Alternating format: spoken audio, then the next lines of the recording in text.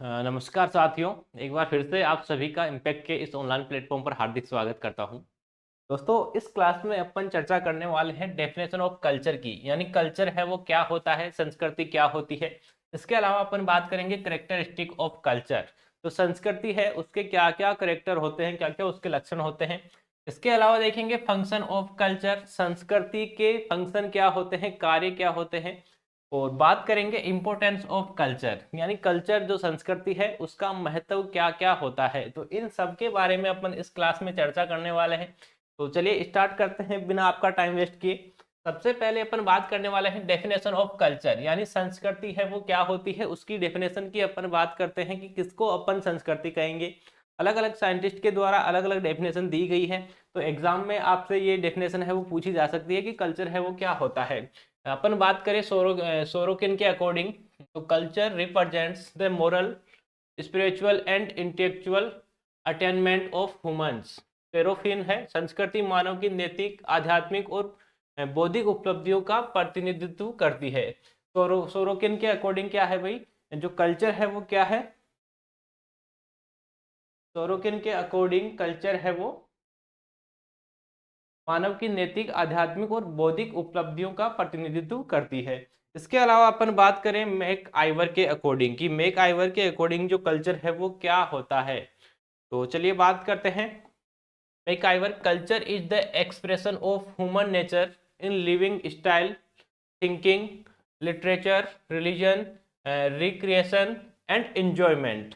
Mac Ivoire ने कहा है कि संस्कृति है वो मानव प्रकृति की जीवन शैली कैसी है, यानी आप किस प्रकार से अपना जीवन यापन करते हो, आपकी लाइफ स्टाइल है वो कैसी है, आप किस प्रकार से सोचते हो, आपका हिस्ट्री क्या है, साहित्य क्या है, किस प्रकार का आपका धर्म है, आप मनोरंजन के लिए कौन कौन सी चीजें करते हो, कैसे आप आनंद में करते हो। तो ये सारी चीजें मिलाकर आप उसको क्या कह सकते हो भाई, कल्चर कह सकते हो। तो ये डेफिनेशन है वो आपको ध्यान रखनी है कि कल्चर है वो क्या होता है, किस प्रकार से आप अपना जीवन यापन करते हो, लाइफ स्टाइल कैसी है, कौन सा आपका धर्म है, हिस्ट्री क्या है। तो ये सारी चीजें मिलाकर किस प्रकार से एंजॉयमेंट करते हो, उसी को अपन क्या कह देंगे, कल्चर कह देंगे, संस्कृति कह देंगे। तो चलिए नेक्स्ट अपन बात करते हैं। नेक्स्ट यहाँ पे अपन देखते हैं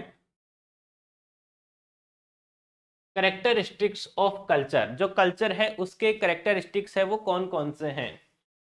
पहला है culture is an acquired quality. Culture है वो एक एक्वायर्ड क्वालिटी है, अर्जित क्वालिटी है। ऐसे नहीं है कि आपका जैसे ही जन्म हुआ उसके साथ में ही आपको वो चीज मिलने वाली है। जन्म के बाद में आपको ये है वो एक्वायर्ड करनी पड़ेगी, यानी जन्म के बाद में ये आपको सीखनी पड़ेगी, मिलने वाली है। Culture is learn not इनेट। Culture क्या है भाई, एक सीखे जाने वाली कला है। नॉट इनेट मतलब है ये जन्मजात आपको नहीं मिलने वाली है। Traits and habits gained through socialisation from culture. जो भी आप ट्रेड्स से, जो आदतें हैं आपकी, जो आपको प्राप्त होने वाली है, या जो हैबिट्स आपके जो विचार हैं, वो आपको जिस प्रकार के एनवायरनमेंट में आप रहने वाले हो, जिस प्रकार के लोगों से आप मिलने वाले हो, तो वैसे ही आप में कल्चर है वो डेवलप होने की संभावना रहती है। तो हिंदी की अगर मैं बात करूँ तो संस्कृति अर्जित गुण है, ना कि ये क्या है भाई, जन्मजात। संस्कृति सीखी जाती है, ये जन्मजात नहीं होती। सामाजिकरण से प्राप्त आदतें और विचार संस्कृति बनाते हैं। नेक्स्ट है culture is a social not individual. Culture है वो किसी एक व्यक्ति के लिए नहीं होता, एक के लिए भी है लेकिन केवल एक के लिए नहीं होता, ये सारे ग्रुप के लिए होता है। Culture reflects the expectations of group members and is social product. संस्कृति सामाजिक है, व्यक्तिगत नहीं है। ये समूह के सदस्यों की अपेक्षाओं को दर्शाती है और सामाजिक उत्पाद है। इसके अलावा कल्चर है वो आइडियलिस्टिक है। It embodies the group of ideal and norms representing their behavioral patterns। संस्कृति आदर्शवादी है, ये समूह के आदर्श और मानदंडों को समाहित करती है। यानी संस्कृति के बारे में अगर मैं बात करूं इसके लक्षणों की, तो सीधा सीधा मोटा मोटा है वो आप लोग कह सकते हो कि जो कल्चर है वो एक एक्वायर्ड क्वालिटी होती है, अर्जित क्वालिटी है। आपको जन्म के साथ में ये नहीं मिलने वाला है, बाद में जो चीजें अपन दूसरों से सीखते हैं, देख के सीखते हैं, जिस प्रकार के विचार हैं, ट्रेट है, हैबिट्स है, तो उनसे जो सीखे जाने वाली है वो क्या है, कल्चर है। इसके अलावा सेकंड है culture is a social not individual. Culture है वो एक ग्रुप के लिए है, सोशल है, समाज के लिए है, किसी एक इंडिविजुअल व्यक्ति के लिए नहीं होता है। तीसरा है कल्चर है वो आइडियलिस्टिक है, यानी जिस प्रकार के आइडियाज है, नॉर्म्स है, जो बिहेवियर पैटर्न्स है लोगों के, तो उसको अपन क्या कह देंगे, करेक्टरिस्टिक कह सकते हैं कल्चर का। नेक्स्ट अपन बात करते हैं इसका जो फोर्थ है, इथनोसेंट्रिज्म,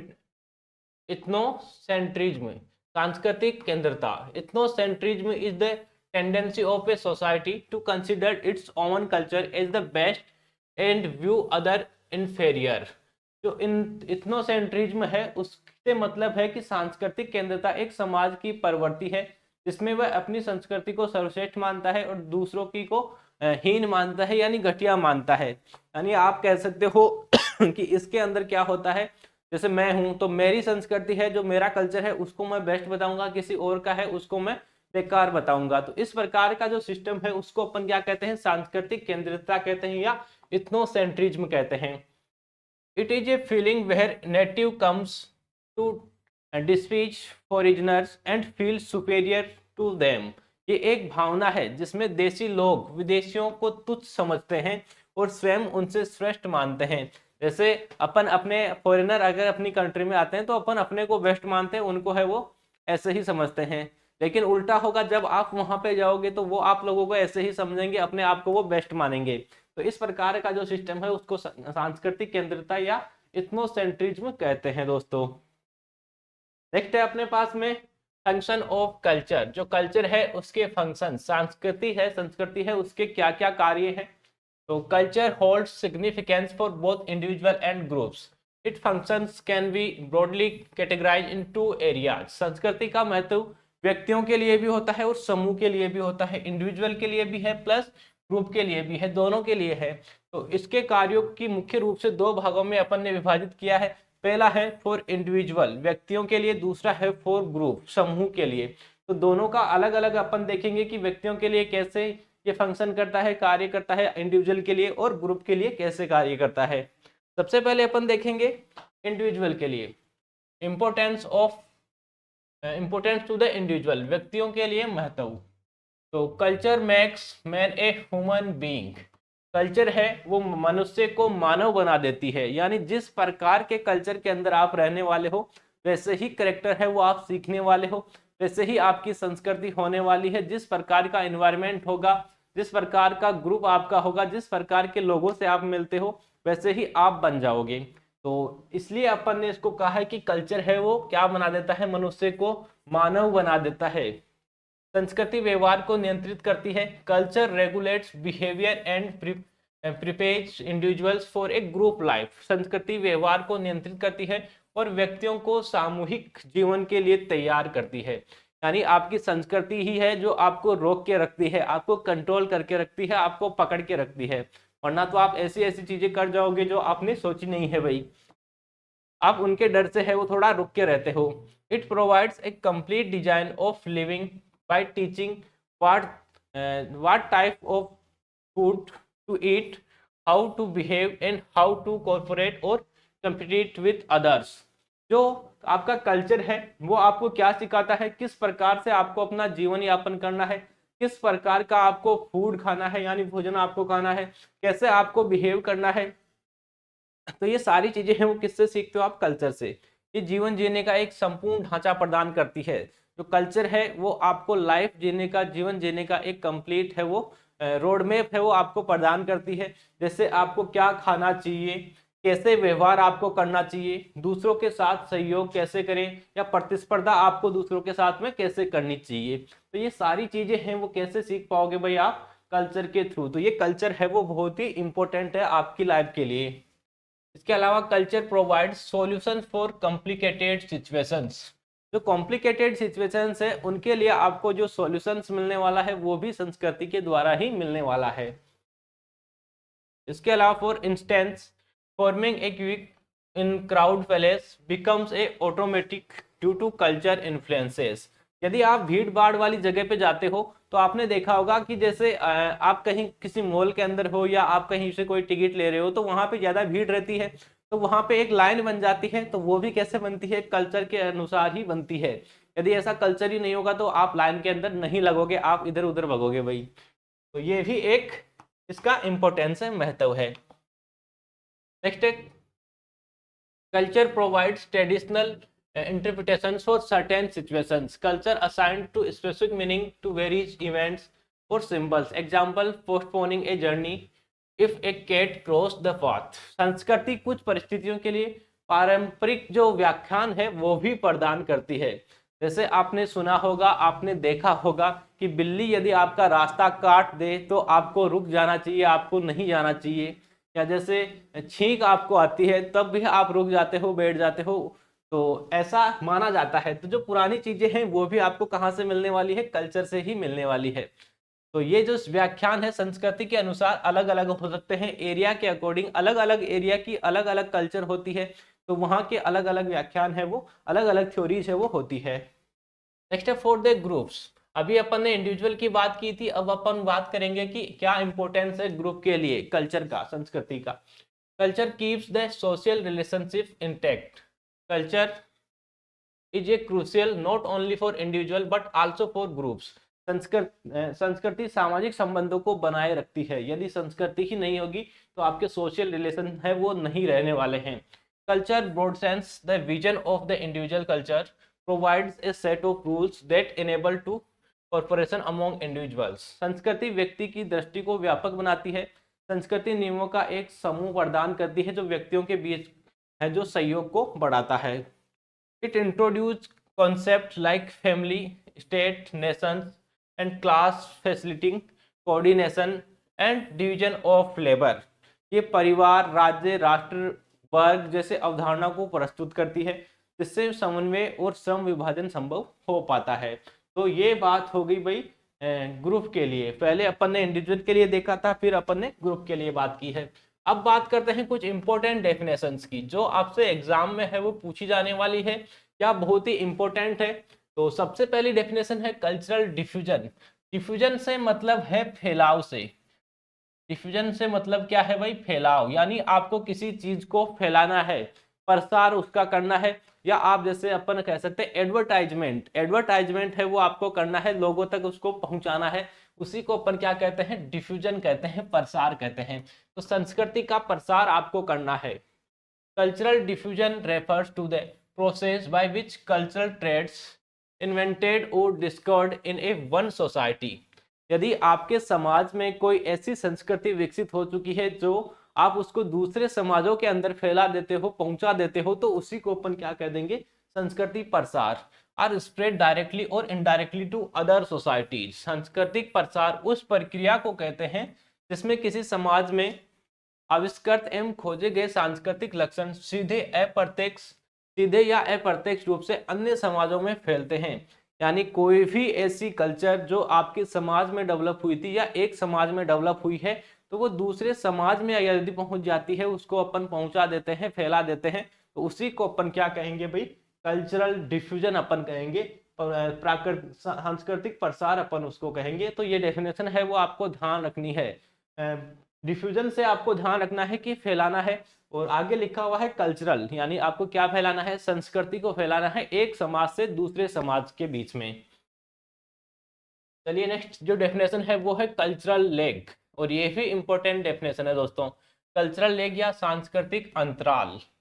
cultural lag refer to the phenomenon where certain parts of a culture do not change as a rapidly to others. अंतराल यानी आपको यहाँ पे क्या देखने को मिल रहा है भाई, अंतराल आपको देखने को मिल रहा है, लेग आपको देखने को मिल रहा है। जैसे कोई सोसाइटी है, कोई समाज है, उसके अंदर कोई कल्चर डेवलप था, तो उसका एक कल्चर जो था उसका एक पार्ट तो है वो काफी आगे बढ़ चुका है और कुछ पार्ट है वो बहुत ही पीछे छूट चुका है, तो दोनों के बीच में काफी डिफरेंस हो जाता है। तो उस प्रकार का जो सिस्टम होगा उसको अपन क्या कहेंगे, कल्चरल लेग। सांस्कृतिक अंतराल उस स्थिति को संदर्भित करता है जहां किसी संस्कृति के कुछ भाग अन्य भागों की तुलना में उतनी तेजी से नहीं बदलते हैं। तो इस प्रकार का जो सिस्टम है उसको अपन क्या कह देंगे, कल्चरल लेग कह देंगे। यानी कोई संस्कृति ए थी, तो ए संस्कृति थी, या आप कह सकते हो ए और बी संस्कृति थी किसी समाज की। एक समाज था उसकी संस्कृति थी भाई ए और बी दोनों, लेकिन ए जो है वो तो काफी आगे बढ़ गई, लेकिन बी है वो थोड़ा सा बढ़ के यहीं पे रुक गई, तो दोनों के बीच में काफी लेग हो गया, दोनों के बीच में काफी अंतर आ गया, अंतराल आ गया। तो इस प्रकार का जो सिस्टम होगा उसी को अपन क्या कहते हैं, कल्चरल लेग कहते हैं एक समाज की किसी संस्कृति का एक भाग है वो आगे बढ़ जाता है और एक पार्ट है, एक भाग है वो काफी पीछे रह जाता है, तो उसी को क्या कहना है, कल्चरल लेग कहना है आपको। तो ये इसकी डेफिनेशन की बात हो गई। नेक्स्ट है मार्जिनल मैन, यानी सीमांत व्यक्ति, यानी सीमा पे रहने वाला व्यक्ति। कौन सी सीमा पे भाई, दो अलग अलग चीजें हैं, दो अलग अलग एरिया है या दो अलग अलग कल्चर है। तो मान लो यहाँ पे बीच में सीमा है, इधर अलग कल्चर है इधर अलग कल्चर है, तो आप है वो यहाँ पे बैठे हो, तो इस प्रकार का जो व्यक्ति होगा उसको अपन क्या कहेंगे, मार्जिनल मैन कहेंगे। यानी आप कह सकते हो ना तो घर का ना घाट का, दोनों का नहीं है वो। Cultural differences often give rise to a marginal man, सांस्कृतिक विभिन्नताएं अक्सर सीमांत व्यक्ति को जन्म देती है। अलग अलग कल्चर है वो सीमांत व्यक्ति को जन्म देता है। A marginal man is a someone who lives in two cultures but does not occupy the center of either, remaining on the marginal of both। एक ऐसा व्यक्ति जो दो कल्चरों के बीच में रहता है, दोनों की बॉर्डर पे वो रहता है, लेकिन वो दोनों में किसी में भी नहीं होता है। ऑफिशियली आप कह सकते हो कि दोनों कल्चर के अंदर वो नहीं आता है, तो उस प्रकार का मैन है वो क्या कहलाएगा, सीमांत व्यक्ति। सीमांत व्यक्ति वह होता है जो दो संस्कृतियों में रहता है लेकिन किसी भी संस्कृति के केंद्र में स्थान नहीं पाता है और दोनों के किनारों पर रहता है।